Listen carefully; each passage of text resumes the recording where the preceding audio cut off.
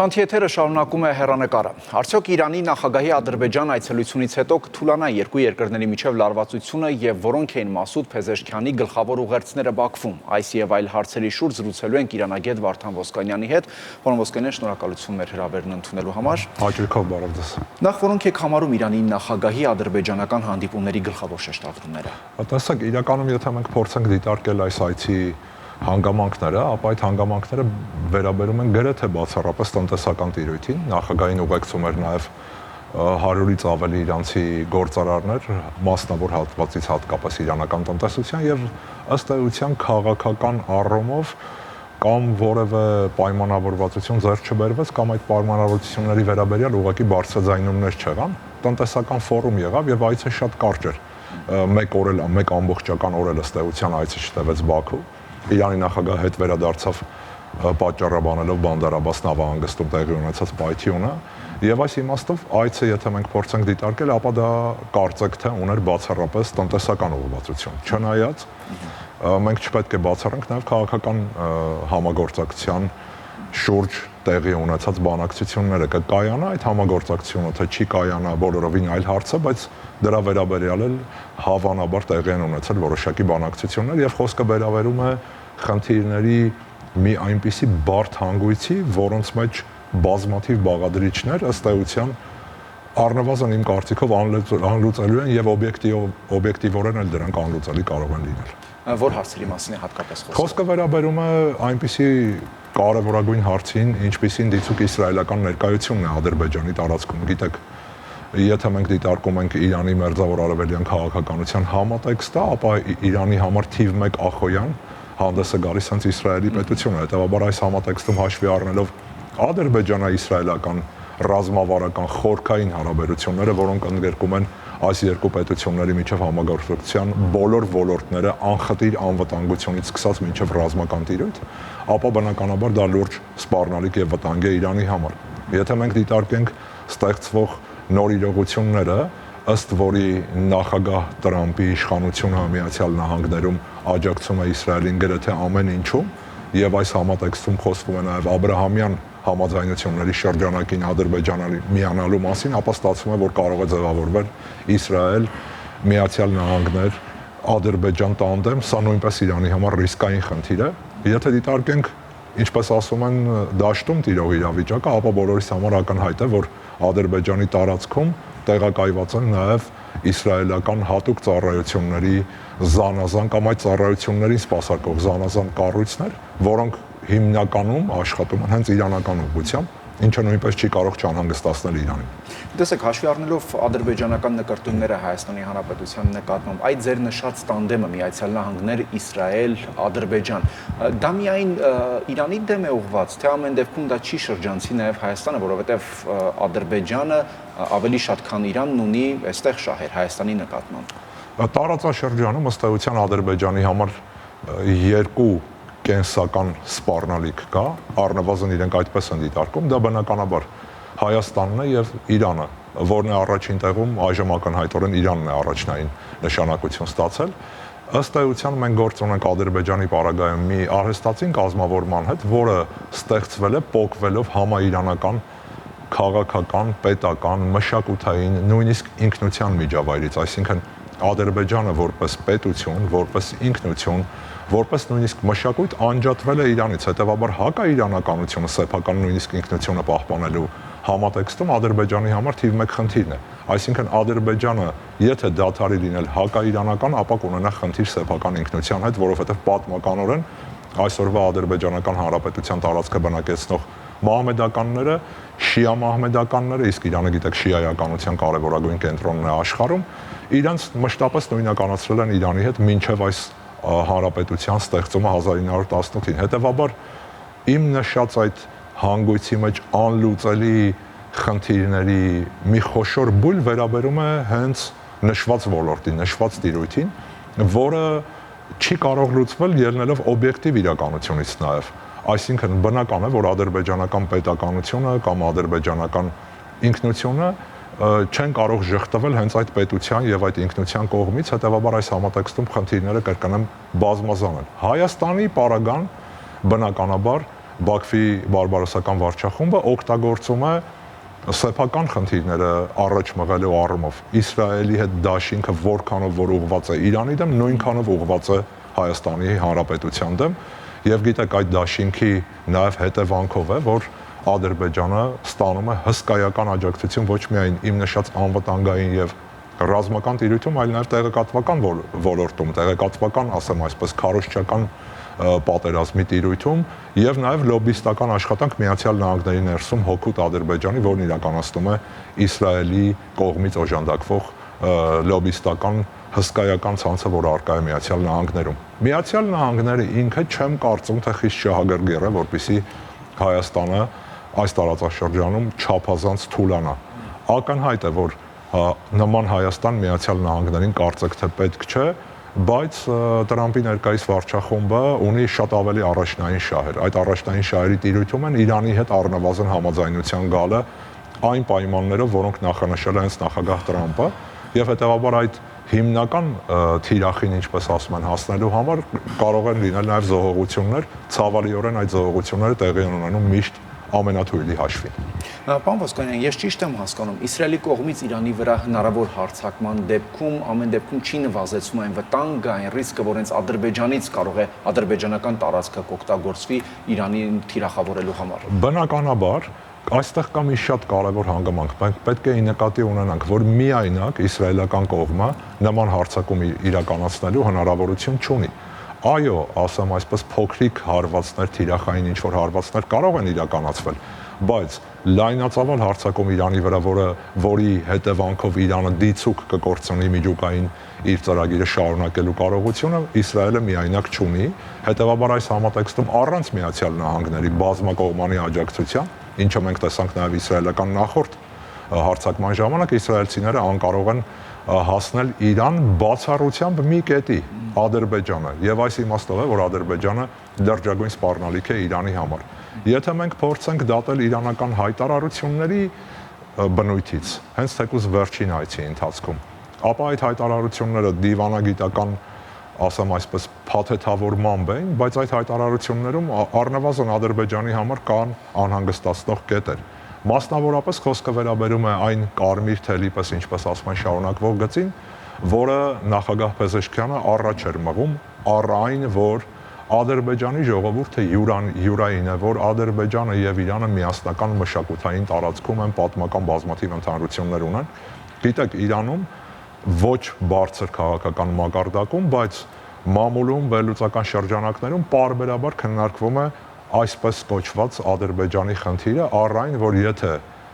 խնդիրը դրված երկու ճակերտավոր ադրբեջանների միացման, գիտեք, Իրանի տարածքում մենք ունենք Ատրպատականը, որը Բաքվում կոչում են Հարավային Ադրբեջան, ապա հենց Հյուսիսային Ադրբեջան կոչեցյալը կամ այլ եզրույթով Ադրբեջանական Հանրապետությունն է, որ պետք է վերադառնա Մայր Իրանի գիրկ, եւ այս տիրույթում այդ ակնարկները նրբերանգների տեսքով կար նաև շատ վատ հայտարարություն, եւ մենք պետք է սա արձանագրենք, Իրանի նախագահը խոսեց այն մասին, որ Արցախը Ադրբեջանի մաս է, բայց սա էլ, ասեմ այսպես, կարելի է մեկնաբանել հետեւյալ կերպ, որևէ մեկը չի կարող լինել ավելի կաթոլիկ, քան Հռոմի Պապը։ Բայց սա առաջին անգամ չէ, որ Իրանի կողմից Լեռնային Ղարաբաղի հետ կապված նման հայտարարություն։ Տեսեք, ուղղակի Լեռնային Ղարաբաղը Ադրբեջանի մաս է կամ Արցախը Ադրբեջանի մաս է հայտարարություն, ըստ էության նման բարձր մակարդակով որքանով ես հիշում եմ չի եղել։ Խոսվել է Ադրբեջանի տարածքային ամբողջականության մասին, գիտեք, այս անգամ էլ խոսվեց այդ մասին եւ նաեւ հարցազրույցում մինչ այցը ադրբեջանական պետական հեռուստաալիքին տված հարցազրույցում նախագահ Փեզեշքյանը նշեց, որ Իրանը հիմա էլ պաշտպանելու է Հայաստանի տարածքային ամբողջականությունը, ինչպես որ պաշտպանում էր Ադրբեջանի տարածքային ամբողջականությունը, բայց Ադրբեջանի տարածքային ամբողջականություն ասվածը որոշակիորեն հեղեղուկ հասկացություն է։ Գիտեք, իրենք հավակնում են 1918-20 թվականների հանրապետության տարածքային ամբողջականությունը, ճակերտավոր տարածքային ամբողջականությունը։ Մենք դիտարկում ենք, որ Արցախի հանրապետությունը անկախացել է ոչ թե Ադրբեջանը կոչվող արհեստածին կազմավորման տարածքային ամբողջականության ներսից, այլ Խորհրդային Միության ներսից։ Հետևաբար Ադրբեջանի տարածքային ամբողջականությունը չի ենթադրում Արցախի ներգրավում այդ ամբողջականության մեջ։ Երբ խոսվում է ուղղակիորեն այն մասին, որ Արցախը Ադրբեջանի մաս է, դա փոխում է իրերի դրությունը։ Բայց կրկնեմ, Հռոմի Պապից ավելի կաթոլիկ ոչ ոք չի կարող լինել աշխարհում, որովհետև այդ մասին հայտարարվել է նաև Հայաստանում ամենաբարձր մակարդակում, ես սա նշում եմ ցավով։ Պարոն Ոսկանյան, իսկ որքանով կարող է Իրանի նախագահի խոսքը, այսպես կոչվածներ Զանգեզուրի միջանցքի հետ կապված, մինչև Բաքու մեկնելը հարցազրույցի ժամանակ Իրանի նախագահը այդ մասին եւս շեշտադրումներ արեց, ուղերձներ հղեց Բաքվին, դրանք կարծես թե նախկին հայտարարություններից տարբերություններ չկային, նորից նրանք Հայաստանի հետ սահմանը համարում են կարմիր գիծ, որևէ փոփոխություն նկատեցինք, որ չկա։ Այս հայտարարությունն այս անգամ հերթականն էր, թե հնարավոր է, որ Ադրբեջանին որոշակի սթափեցնող կարծում եմ, որ պարբերաբար արվող հայտարարությունները հենց Ադրբեջանի սթափեցնելու նպատակ ունեն։ Տեսեք, իրանական կողմը ոչ միայն խոսում է Հայաստանի Հանրապետության տարածքային ամբողջականության մասին, այլ նաև եղել է շատ կարևոր հայտարարություն։ Ոչ միայն սահմանների փոփոխությունն է անդուրյատրելի դիտարկում Իրանը, այլև տարածքի դեմոգրաֆիայի փոփոխությունը։ Սա շատ կարևոր է մեզ համար, որովհետև գիտեք, Բաքվի վարչախումբը առաջ է մղում այսպես կոչված արևմտյան Ադրբեջանի չակերտավոր հայեցակարգը, որը ենթադրում է նաև իբր ադրբեջանցիների վերադարձ Հայաստանի Հանրապետություն, բոլորը չակերտների մեջ կարող ենք վերցնել, եթե անհրաժեշտ է, ես կարող եմ բացատրել դա թե ինչու է այդպես։ Հետևաբար իրանական կողմը շատ հստակ ուրվագծել է սեփական կարմիր գծերը։ Մի կարևոր հանգամանք կա, որը մենք պետք է արձանագրենք։ Այս կարմիր գծերը վերաբերում են Իրանի կենսական շահերի։ Հետևաբար որևէ տրամաբանություն չի կարող հուշել, որ Իրանը հետ է կանգնելու սեփական կենսական շահերից։ Այդ շահերը համընկնում են Հայաստանի Հանրապետության կենսական շահերի հետ, բայց դրանք իրանական շահեր են։ Ուստի որևէ պետություն բնականաբար դեմ չի գնա սեփական շահին, հետևաբար սա գոնե տեսանելի ապագայում անփոփոխ վիճակ է ենթադրում իրանական կողմի դիրքորոշումներում։ Մյուս կողմից էլ իրանցիները փորձում են թույլատրել Հայաստանի վրա եղած ճնշումը այդ չակերտավոր Զանգեզուրյան միջանցքի հատույթում, ընդ որում այդ միջանցքը Զանգեզուրյան չէ ամենևին։ Դա չակերտավոր թուրանական միջանցք է, որովհետև բոլորս հասկանում ենք, թե դրա վերջնանպատակը որն է կենտրոնական Ասիա Թուրքիայի ցամաքային ելքի ապահովում։ Հետևաբար իրանցիները փորձում են սեփական տարածքով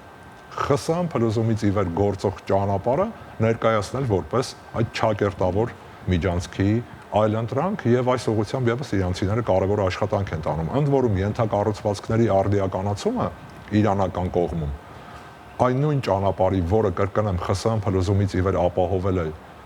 այսպես կոչված մայր ցամաքային Ադրբեջանի կապը Նախիջևանի հետ, ենթադրում է նաև հայկական ուղղությամբ այդ ճանապարհի արդիականացում, որովհետև այդ ճանապարհը անցնում է Հայաստան-Իրան սահմանի անմիջական մերձակայքով, հետևաբար այդ ճանապարհը ենթադրում է նաև մեր կողմից օգտագործում Իրանի հետ կապեր ընդլայնելու առումով։ Պարոն Ոսկանյան, տեսեք, Մասուդ Փեզեշքյանը երբ ընտրվեց նախագահ, Բաքվում ոգևորվածություն առաջացավ, թե նա էթնիկ ադրբեջանցի է եւ հնարավոր է նրա նախագահ ընտրվելու այդ փաստը մեղմի Ադրբեջանի եւ Իրանի միջև լարվածությունը։ Հիմա երբ արդեն կայացավ նախագահի պաշտոնում, ըստ էության սա առաջին այցն էր Փեզեշքյանի Ադրբեջան որպես նախագահ, երբ այդ փաստը արդեն կայացած է,